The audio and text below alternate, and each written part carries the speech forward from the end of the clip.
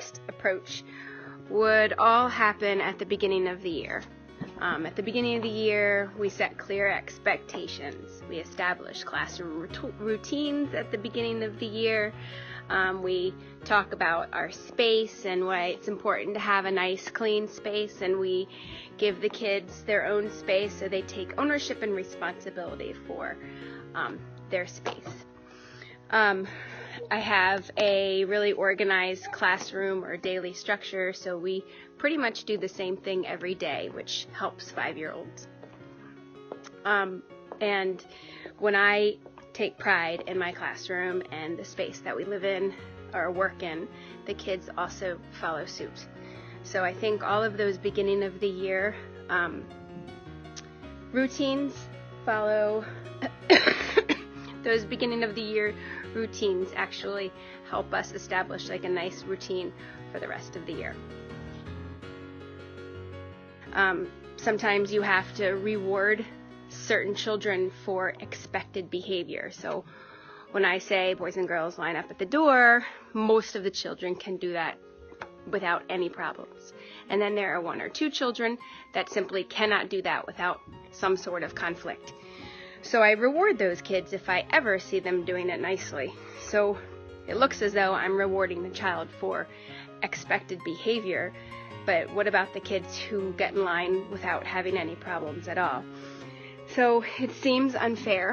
However, if you compare it to academics, if I make accommodations for a child academically, like if I give them extra time to finish their work, if I let them sit closer to me, if I read them a question and guide them through it, I'm helping them get through the answer. But I don't do that for all kids, so I feel like that same kind of accommodation needs to be made with behavior. So some kids just need that extra push. Everything I said would be what I would recommend. I would think that they would learn their children, learn the students, figure out what drives them, what excites them, figure out what motivates them, and use it to your advantage. If these kids have strengths, then like work on it. Like let them use their strengths in the classroom as opposed to pointing out their weaknesses. And then give opportunities for the always well-behaved kids to be rewarded, and also continue to reward students who need that constant encouragement.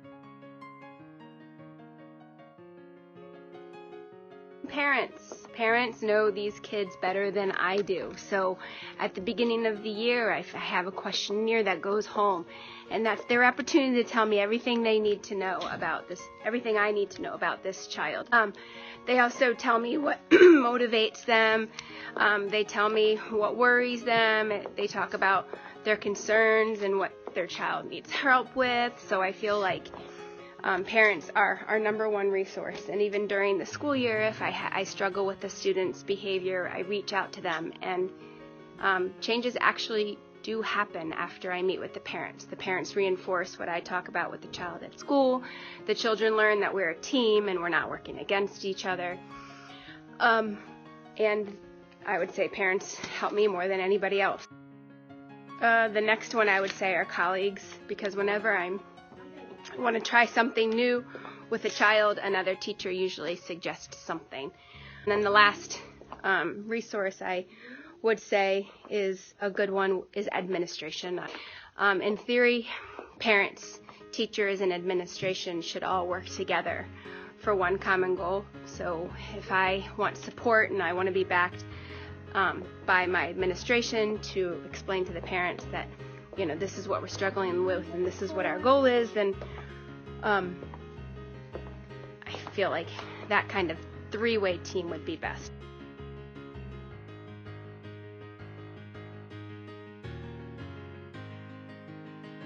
Research shows that there is a huge difference in the kinds of discipline that is meted out to African American students, and particularly boys, but also girls. Latino boys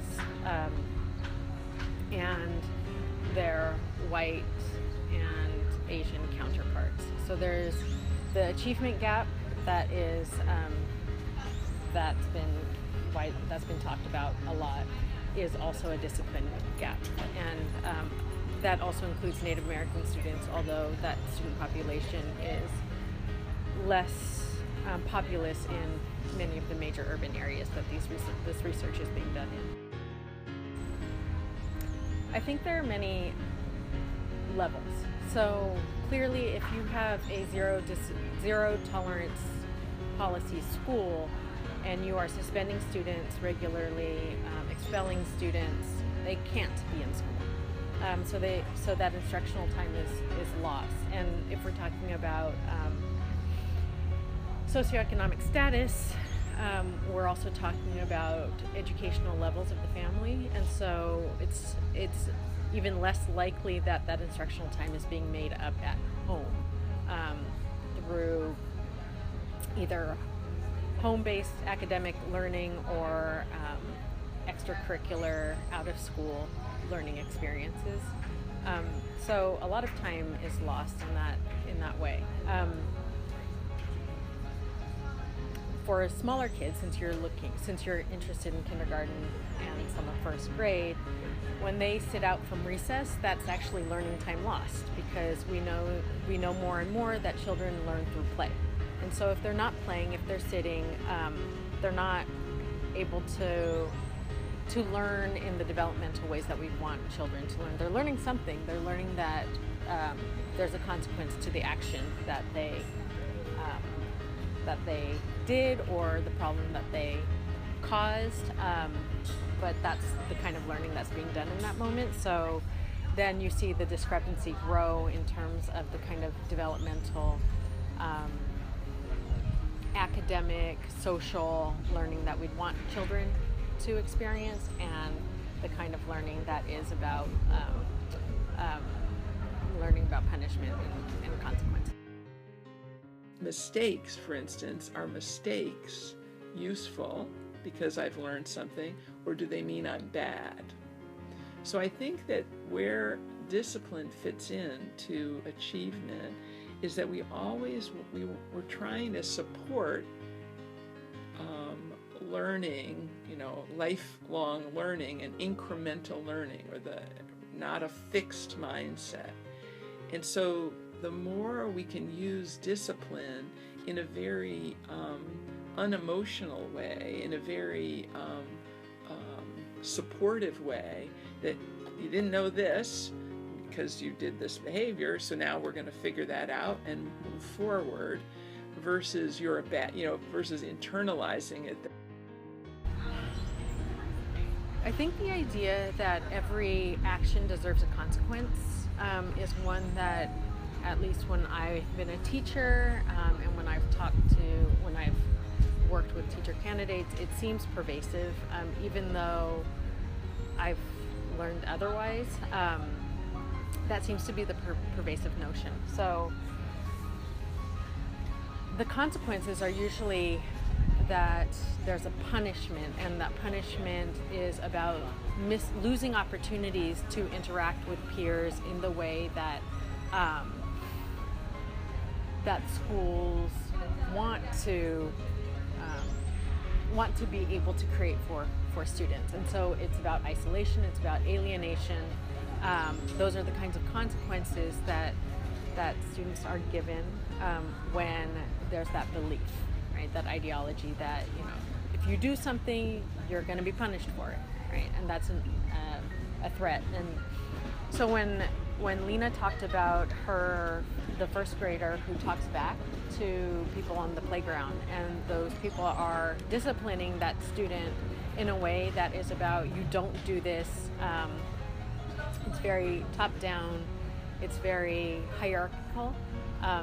And I'm not saying that there is no hierarchy in schools, but what I'm saying is that I wonder how things would change for this young child if people consistently would talk to him about the ways that his words affect other people, model for him, and also coach him through being able to use other kinds of language. and be consistent with him in supporting him through those processes, letting him know when he's done something well, those kinds of things. I think that I don't necessarily think that his behavior is going to get better with the kinds of approaches the school is using for him. That when you realize what is it when you use harsh discipline in the classroom, obviously we're not hitting, hopefully, in the classroom, although I think they still hit in Kentucky, but when you use harsh discipline or sarcasm's very bad for children. When you do that, what you're doing is you're bringing up the emotions of the child, and then they can't think through the logic of what is the thing you want to teach? What is the rule you want to teach? Well, you can't really process as well if you're feeling, worked up. Okay, well, I think that teachers, it's really a lot of work, but teachers really need to know about their students' lives. So I think when you know about students' lives, it is much more possible that you will be empathetic to things that commonly we might see as behavior problems or insubordination or disrespect. That there will be a much wider range of understanding for those kinds, for behaviors that we might take personally. I think also building community within the classrooms. It's not, I can say that, and then there's a whole lot more that needs to go into that, because you can't just say, I build community and you have community built. It's really, really hard to do that. And, even assuming that the classroom is a place where students come prepared to be every day, right? You can't assume that. I think knowing that respect is earned and not just a given is something else that new teachers should understand, that we all need to understand, and it's important to see that process as developmental as well. That for kindergartners and first graders, for teachers, they're the foundation for schooling, and so a lot of what they do in the classroom is going to set the stage for what happens to the student later on. So going downstream, it's even more important that teachers understand that they have many options with discipline, and that there are very, very positive ways that they can discipline students. I think also understanding that children are prone to humiliation, and that that's very painful for them. And so isolating them or reprimanding them in front of the classroom, or making them sort of the scapegoat for problems, or the model, right, of what not to do is quite damaging. And that those children are not going to exist isolated for their whole lives. They're actually going to be bringing their experiences to bear on many, many different situations. And so what teachers do in their classroom with children and to be able to support them really matters.